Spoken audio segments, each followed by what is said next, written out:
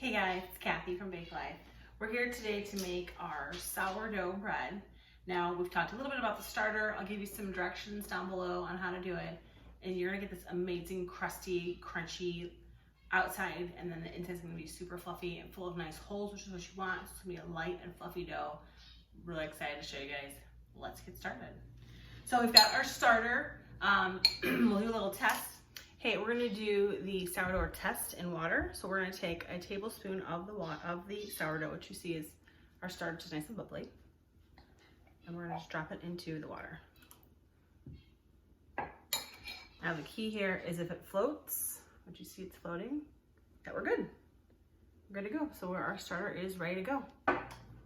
So like I said before, guys, I want this to be as easy as possible for you. So simple ingredients, simple mixing process,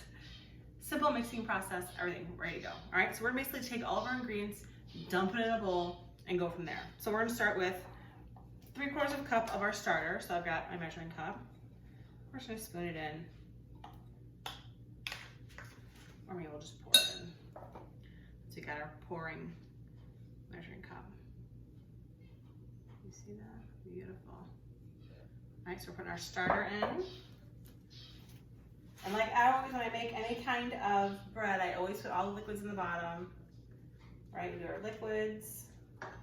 Our warm water, not hot, remember warm. We don't want to kill all that yummy yeast in there.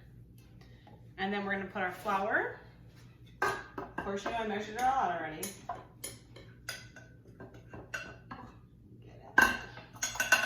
All right, and that's all good. Again, just a pinch of salt. The recipe calls for 3/4 teaspoon. Just a little bit there. Let's get our mixer set. Snap that in. Remember, we're gonna use our dough hook again because we're doing a bread, so always use your dough hook. You can certainly do this by hand as well. All right, and let's get started.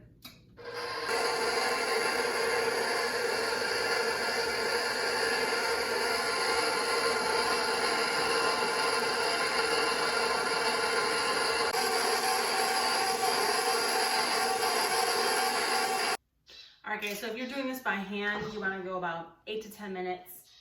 In the mixer, you can go about 5. I'm going to do a little bit by hand here just because this dough is really wet, which is typical. We're using what's called 100% hydration as a starter, which means you basically are putting the starter that you made, which is already kind of liquidy, and you're putting it into water, and so it's completely saturating the starter, and then we're mixing our flour. And so it's called 100% hydration. So I'm going to mix this a little bit by hand. But you can see, I mean, it's pretty doughy. That's a bad example. It's pretty loose. Of course it's doughy, it's dough. But it's staying together, which is what you want. You could, if you really want it, you could add a tiny bit more flour. I wouldn't add too much though. You want to make sure you're developing that gluten just a little bit as with the kneading process. Now again, because we're using a starter, a sourdough starter, and not a traditional yeast like you get the little packets or in the jar, that we have to give this more time because the commercial yeast makes everything happen right away. It's called active yeast or rapid rise or fast rising. It's got a couple different names, but that makes the reaction process it has to do with the chemical reaction of the carbon dioxide and eating the molecules and the sugar, and that makes it like expand and grow. So since we're doing this on a more natural, if you want to call it, it's going to take a little bit longer. So we've got our dough, everything started there. We're going to get our bowl ready, which I've already greased. Remember, always want to use glass if possible. We're just going to dump this right in here, just like any dough. And remember, because it's so wet, it's going to kind of pour in. That's totally fine. It is going to be a wetter dough. All right, we're going to cover it. Now, this is where the fun part comes in because it's got to sit for about 3 hours.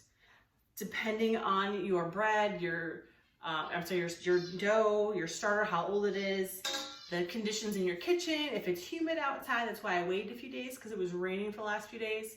So now it's a really pretty day out. It's not as humid. All of those factors affect your bread. Now I know that can be a little intimidating, but just remember, it's trial and error like anything that you do. The more you do it, the better you're gonna get at it. So we're gonna let this sit for a few hours. It does not have to be in a warm place because again, unless your house is really, really cold, 70-ish degrees is totally fine. You know, like I said, it's the fall here in the Midwest. So outside it's probably about, I think it's like close to 50 maybe today. So it's kind of a heat wave. But in my house, we always keep it about 68, 70, which is perfect. I'm gonna stick this on the counter, let it sit for a few hours, and then we'll check back and see where we're at.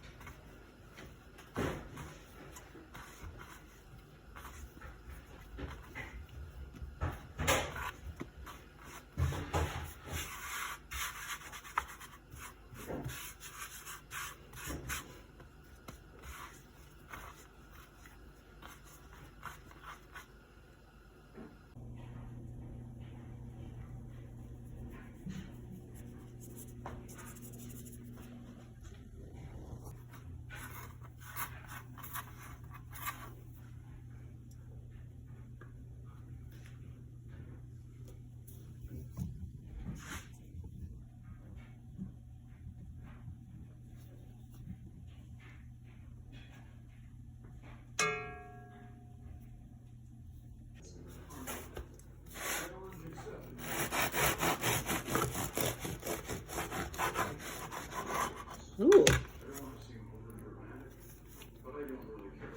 That's good.